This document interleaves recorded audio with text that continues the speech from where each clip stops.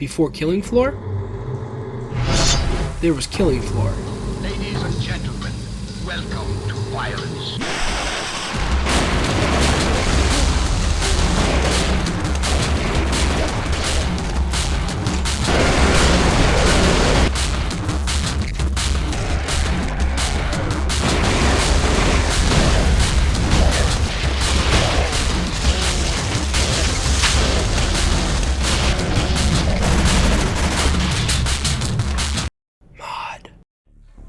I'm assuming you already know this if you're watching this video, but Killing Floor began as a mod for the game Unreal Tournament 2004. In 2009, Tripwire partnered with the original mod developers, Shadowline Productions, to get it turned into a full retail game, into the one that we now all know and love. Not every feature from the original mod was carried over to the retail version, however. The first most obvious thing that every KF fan knows is the cut story mode. I'm not going to talk about this that much since everybody's already talked about it a lot, but basically, you play as a DRF soldier in London, who wanders the city looking for rescue and other survivors. You end up going to the source of the outbreak, the Biotics Lab, where you fight a super soldier clone named Masterson. If you want to see it, it's really short. You can watch a Let's Play by Killing Floor's main composer and the Patriarch voice actor, zYnthetic. My overall review, it's a neat novelty if you're a Killing Floor fan, but it's not really that fun to play, to be honest. It's 6 out of 10. The full story mode is only really a thing in the 1.0 version of the mod. However, it seems Alex Quick really didn't want to let go of the idea of a story mode, as in 2.5 you can find unfinished story maps in the download files, and later on, he even was a lead developer of the objective mode for Killing Floor 1, being a lead creator of Steamland and presumably the other maps, and also a co-creator of the Toymaster map. Alright, now that that's over with, let's get into the rest of the stuff. Killing Floor mod had some cut maps, not including the story maps of course. Only in the 1.0 version of the mod, a section from the story that was available was the sewers, a subterranean labyrinth of tunnels and murky passages beneath London. What might have once been a scenic trip through the reeking underbelly of the city has been turned a little bit sour by the fact that this place is utterly infested with the undead. This map consists of, you guessed it, sewers. The map has a nice atmosphere, but I can see why it wasn't ever added to retail. On top of being pretty generic for the zombie game scene, it is very visually different from even KFMOD 2.5. It would have been a lot of work to make it more in line with retail. Also, the map itself just isn't that great to be honest. Being mainly just straight sewer tunnels without any sort of elevation or areas for Zeds to spawn, it's a very easy and boring map. The layout is basically West London if you just took only the outside parts and you added an extra city block on. Although, if you're really dying to try it in retail, Dexter not ported it to retail a while ago, and it's available on the workshop and game maps. In the first version of the mod, there was also a short training map that you could play. It was just to learn the ropes. It consisted of shooting guns, throwing nades, and killing Zeds. There wasn't much special to see. And it was going to be overhauled in 2.5, it wasn't finished for the release.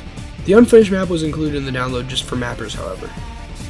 This was removed since there's no training in the full game. Training would, however, return in Killing Floor 2. One thing that I think really should have come back in the full game was the credits screen. Believe it or not, in Killing Floor 1, there is no in-game credits anywhere. Killing Floor mod had a full animated sequence for its credits. And even though it didn't have to be animated for the retail game, a credit sequence should have been there somewhere. Because I believe any game, no matter how bad it is, the people who made it should be credited in the game. The only place where people were credited in the game was in the manual for the physical copy. And even then, I don't know if that was accurate after a certain point, since, more people would have helped with the game as it went on.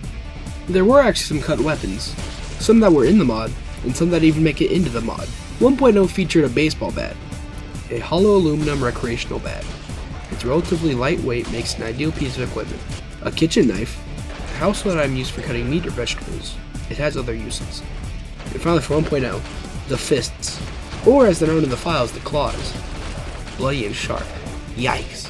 The fists are also known as the claws, likely as a leftover from the original point of the mod. If you didn't know, Killing Floor, before it became the wave-based shooter that it is now, it was planned as a PvP zombie vs humans game for Battlefield, before being moved over to the Unreal Engine, and then eventually being turned into a wave shooter.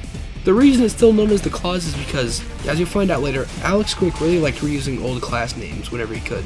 Also, if you count this as a weapon, I don't really know if you can, but 1.0 had explosive barrels, which were only ever in 1.0, which is a feature I don't think ever officially came back to KF. There were also landmines that were unused in the files. These kind of came back later in Killing Floor 1 as the pipe bomb. There was also the 50 cal machine gun, a mounted MG that wasn't ever put into any maps officially. In 2.0, the kitchen knife was replaced with a more military-like knife, probably just to make more sense as a spawn weapon. The baseball bat was replaced with a metal pipe, this bit of broken pipe looks like it was pried from a gas line. This weapon was reworked into the machete for retail. You can tell because the old bat class, which was used for the metal pipe and for the original aluminum bat, in the retail version, has some of the strings replaced with machete, even though it was eventually just made a new class entirely. There's also an old version of the broken pipe for retail, which was using the machete animations. If I had to guess why they decided to replace the bat with a machete, it's probably just because sharp mail is more fun to use. A weapon that never actually made it into KFMOD but was in the files was the machine pistol, a fully automatic version of the regular pistol. These were meant for a mutator that wasn't ever added. Stun grenades once again were never added but were planned, you can find them in the files. A form of stun grenade would never be added until Killing Floor 2. Also in the trailer you used to be able to buy medkits to heal yourself. These used to be the only real way to heal yourself before they ever added the healing syringe. These are probably just removed because they were basically obsolete with the syringe, and just a way to waste your money. However, in the files for retail, you can find that they were planning to add these into the full game. Ammo pickups used to be much worse. Instead of being in an ammo box that would refill a clip on pretty much all of your guns and give you some grenades, it would be a random ammo type pickup, which means it could literally be useless to you. It could even just be money sometimes, and not a lot of money either, like $15. I'm really glad they got rid of this. This would have sucked. Especially with them adding more guns, this would have just been terrible. We all know how drastically the Zeds change visually between mod and retail, but some Zed types never made it out of the mod at all. There were some simpler ones like the Zombie Soldier, which basically acted like a clot, and the Wretch, which was just another clot variant. The Soldier, though, was actually going to be reworked into a ranged Zed at some point between 1.0 and 2.0, but this never came to be. Another ranged Zed that never came to be was the Range Pound, or the Gun Pound, as I like to call it. He never made it to 2.5, but was planned. Model seemingly unfinished, but he does function. There was also the Shade, seemingly an early version of the Stalker. Well, the Stalker that we now know. Because the Stalker was in 1.0, but was just a female plot. It has very weird, messed up looking animations and a translucent skin that honestly makes this probably the scariest Zed in any of the Killing Floor games. Speaking of Zeds, there were some interesting behaviors that were completely cut. Or some that were just bugs that were thankfully fixed for retail. If you did a bunch of damage but it wasn't lethal to clots, you used to be able to knock them down. They would just stumble for a second then get back up. This is probably just removed since it might cause confusion for players. And also with this game's already horrible hitboxes, I can see this being very annoying. And Sirens used to be the worst Zed in the whole series. More annoying than they already are. So you know how you can see where Siren's range is, you know, how far you have to be before you start taking damage? Yeah, you couldn't see that in mod. And you know when you kill a Siren, they stop screaming? Yeah, that didn't happen. So basically, if the Siren like screamed for a single frame and you killed them, their scream would keep going. It would make the entire area around where they were uninhabitable, because the Sirens in mod were basically insta-kill. Thank God this was fixed.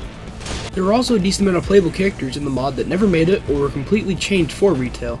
I'm not going to go over all of them as you can look at them on the wiki, but the characters who weren't added in retail are a playable Stalker, a Hazmat guy, Kara, these unnamed generic soldiers, and my personal niche favorite, this Horzine soldier from the unreleased KFMOD 2.51. Another cut piece of content, which was already kind of being phased down in later mod versions, were physics props. These use the default Unreal Engine 2 Karma physics system, which isn't inherently bad, but it's just very poorly implemented on these objects, which can cause them to glitch out often, killing players even phasing through the map. There's actually a leftover of these in the final game, the mutator that is meant to remove them. This has no effect nowadays, other than if you're on some weird custom map that uses Karma for some reason.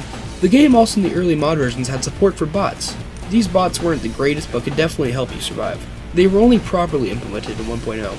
Lastly, there's a ton of cut music and changed music in the game, but I don't really want to talk on this video about it, because I want to make this a separate video about the Killing Floor music that was lost from all of the games. But basically in the mod, instead of having zYnthetic and Dirge, they had zYnthetic and Rattic.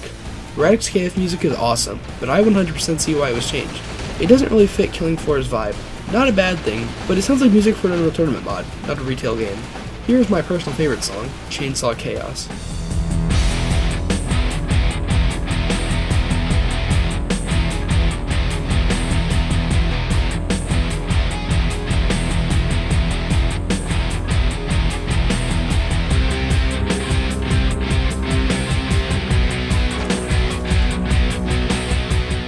That's really all the major features from the mod that didn't make it to retail that I could think of.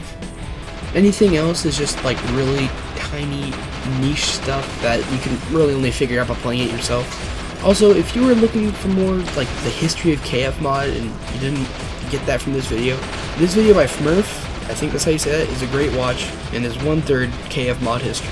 It's really good. And if you're looking for changes in like the Zeds, Knullworks has a great comparison video. Sadly, there isn't really one for the weapons. Maybe I'll do that myself someday. But if you want just KFMOD gameplay, BeavisOfArabia has great videos. Also, a channel called Deadly Udders still publishes clips from KFMOD. Anyways, I hope you enjoyed this look into what we could have gotten for the retail game, but didn't.